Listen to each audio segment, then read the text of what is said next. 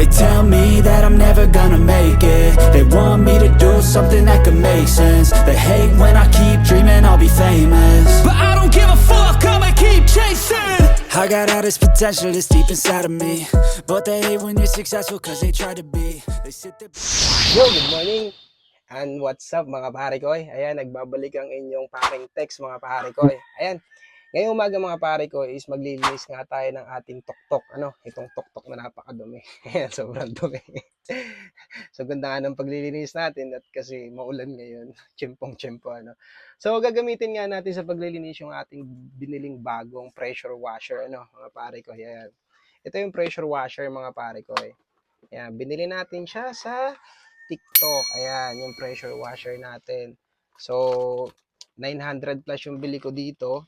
Ngayon pa lang natin to gagamitin, bibinyagan na natin dito sa napakaduming tuktok natin. Tapos dalawa yung batteries niya. Ayan, dalawa yung battery. So, yun nga, 900 plus sa Shopee. Binili natin ito sa Shopee. Ano? Ayan.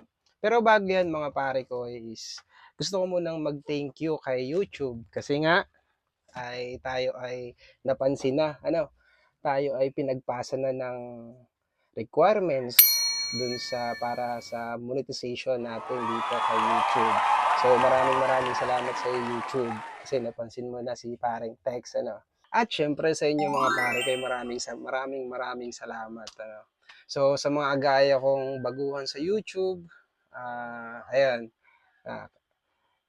kapit lang, laban lang tayo. May nanonood man o wala. So upload lang tayo ng upload mga pare ko. Basta susunod lang tayo sa mga policies ni YouTube. Ano mga pare ko. Ayun.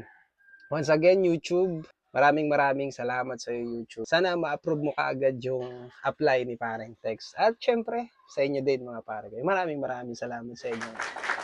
So ngayon mga pare ko ay mag-i-start na tayo ng ating paglilinis ng tuktok. Gagamitin na nga natin yung pressure washer natin na binili. Ano.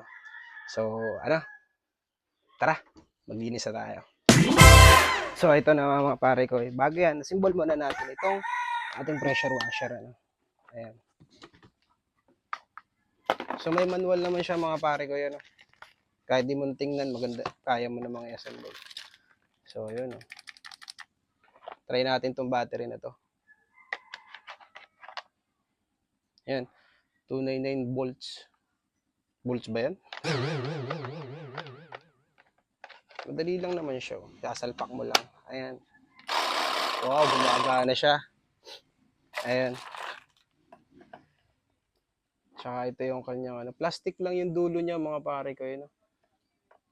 So siguro wag niyong persahin, baka malustred ka agad.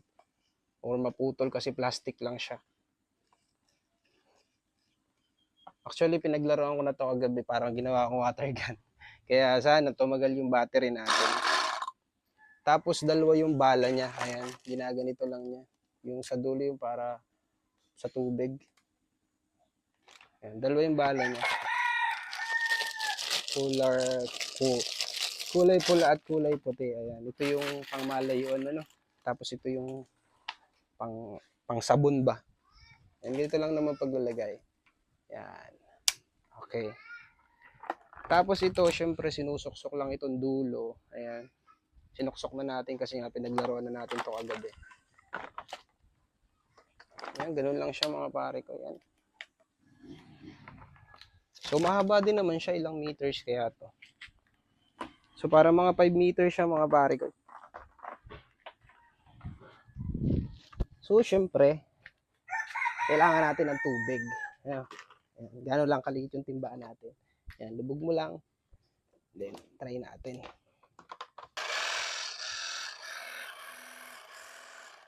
So, umihipit pa siya ng tubig. No? Ayan, medyo matagal-tagal na kaunti yan. Ayan. Okay tayo mga pre. Wow! Dalawa yung bala niya. Ito, yung bala niya ganito lang. Subukan naman natin yung isa yung malakas, no? Ayan. Subukan naman natin to. Ayan. Ayan.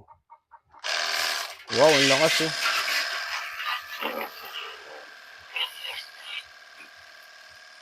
Panalo.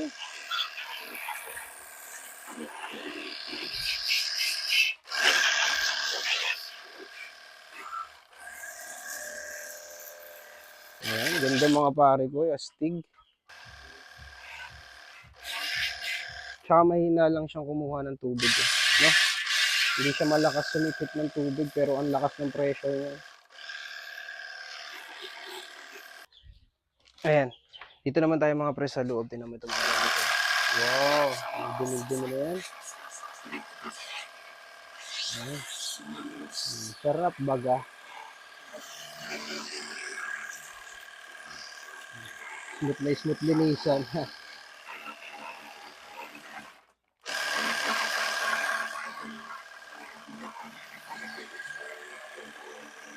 Sa kabila. Oh, ganda nga. Talbog-talbog yung dumi. Ayos nga din naman pala mga pre. Hindi nalugi ang inyong 900 pesos. Ano? Kasi hindi naman lagi gagamitin. Oh, kita-kita nyo yung mga dumi na yan. Tagtal ka agad. Lakas yung pressure niya. Ayan, dito naman tayo sa likod mga pare ko. Ayan. Ito yung dumi niya. Oh, sarap linisan. Ganda maglinis.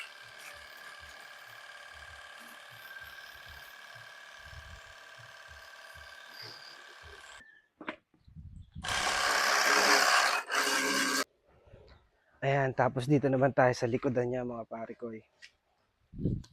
Pangit ng pag-washing ko ngayon, maulan, idahan lang. Putik na ng ating tuktok, ano. Ayan. Hello, lakas.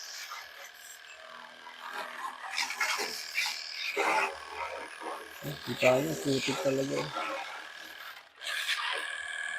So, nalubat ka agad yung isang baterya kasi nga ginamit natin kagabi yan. Naglaruan natin kagabi. So, ito lang agandahan dito sa Maxima mga pare ko. Ayan, na-open siya. Ah, ang dumi oh. Ay, grabe sa libag.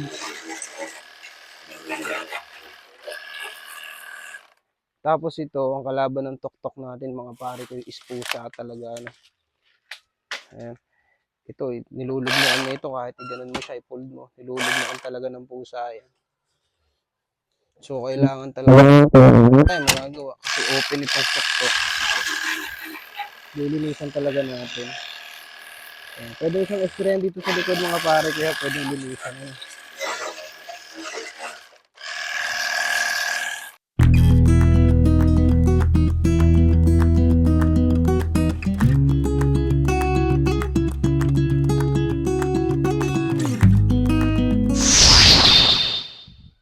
So, ayan. Wow.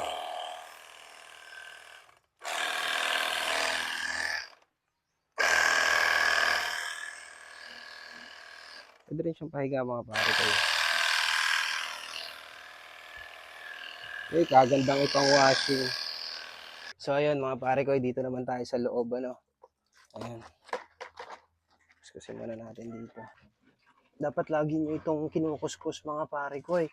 Tapos iaangat nyo yung ano, yung kanyang mat, ano, kasi naiipon yung mga dumi dito sa ilalim, eh, ang hirap kasing tagkalin. Nakakatamad magbalik. Kaya iangat nyo na lang. Naangat naman siya. Yan, amoy pusa talaga. Ang baho. Yan, pwede nyo siyang linisan dito, no?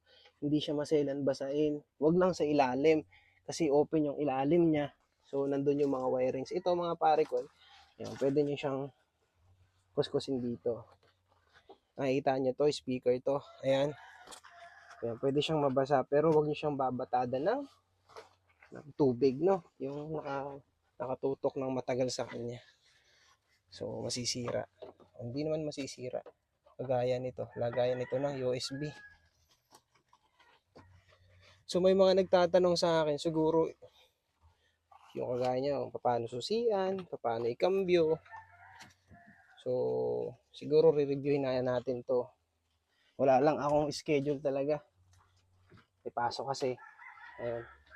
Kaya hindi pa natin ma-review yung ating tuktok, no? Actually, re-reviewin natin itong tuktok na ito kung paano siya i-operate, no? Para lang siyang tricycle, mga pare ko, eh. Ang cambio niya is, ayun nga, para siyang yung motor na scooter, yung may cambio na, anong tawag doon? 1 up, 3 down. Ano? Kaso nga lang, pagkakaiba lang niya is, yung cambio niya is nandito sa kamay. Wala sa paa. Ang nasa paa is yung preno, no? Tapos ang kagandahan niya, mga pare ko, ay dapat ang tuktok nyo is may sariling garahe. I mean, dapat may bubong. Kasi yung bubong nitong tuktok is maselan, ano? Para lang siyang telang trapal. So, ibig sabihin, kapag naiinitan ulan ng arawan, madaling magabok ba? Madaling mabulok. Ito, mga pre, huwag nyo babasahin yung ilalim kasi nandito sa ilalim yung wirings, no? Pwede nyo naman puslitan dito lang sa part mo dito. Pero dun sa ilalim, huwag nyo nang tangkain. Baka kasi magka-problema pa, eh. Mahirap, mahal ang paggawa. Ugasan na natin.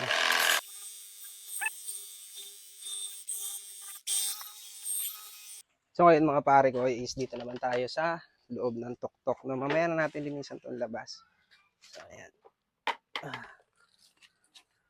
Pwede, kasyang-kasya ako dito, ano. Yung nakaganda dito sa Maxima, napupuld yung bangko. Hindi kagaya dun sa Ibaja. Yung una, yung unang labas. Na hindi napupuld yung bangko. Tsaka ito, ay di marami nasasakay. Like feeds, and capacity nga nito sa feeds, mga pare ko, 10 sakong feeds, no? Kung napanood yun yung dati kong vlog, yung sinakyan nga natin ng feeds sa 10, ay ang gandang ibiyahe. Tsaka hindi siya hirap sa hindi siya hirap sa ahonin kahit may karga. Tapos yun, ibablog din natin, mga pare ko, yung diversion sa Gumaka. Abangan nyo yun, kung gaano nga ito kalakas umahon. Yan. Sana panoodin nyo. Magugulat na lang kayo, nag-aahon ito, naka-tersera. 4 stroke lang tong tuktok, mga pare ko, pero yung kaya niyang umahon ng ng naka-tersera. Hindi lang kwarta. Siyempre kailangan ng buwelo. Ayan. Ngayon, dito naman tayo sa likuran. Kuskusin muna natin to. Itong likod, mga pre, pag maglilinis kayo ng tuktok, idamay nyo na lagi. Huwag nyo pababayaan kasi dito na iipon sa likod yung ating mga likabok, no? So, kawawa naman yung likuran, lalo na kung may ang pangarga nyo is mga malilinis, no? Mga telang damit. So, parang hindi rin nagkakaalikabok yung karga nyo. Dali lang naman siyang linisan. Yan, kuskus lang. Yan, ito yung nilulog mo ko din ng pusa kapag pinupold ko yan, pag nakapark. Yan, pinupold ko siyang ganito. Ayan, andito yung amoy pusa. Yan, huwag kayo matakot basahin ito, mga pre. Kasi ito naman yung natutuyo, Huwag kayo matakot na sabunin. Baka mamaho. Hindi mamamaho yan. Parang naka-dryer yan, eh. Kasi pag nananakbo yung ating tuktok, mainit dito. So, hindi naman siya namamaho kapag natutuyo ng init. Tignan nyo, mga pre, kasyang-kasya ako dito. No? Ang gandahan dito sa Maxima Bajaj. So, andito yung makina niya sa ilalim.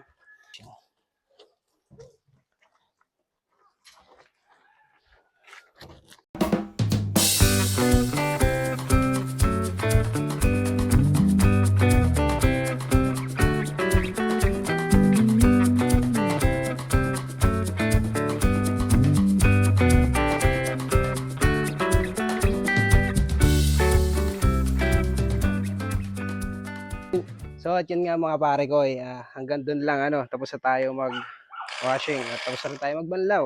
So gamit nga ang ating pressure washer So ayun, inubos lang natin. Ayos ang tipid dito sa tubig. Galawang na-consume lang niya yung 4 na timbang ganito kalaki sa isang buong tuktok. Galing So tapos yung battery niya, isa capacity niya is siguro 3. So ang gawin niyo na lang o 2 battery niyo kasi chinarge ko itong isa habang ginagamit ko yung isa.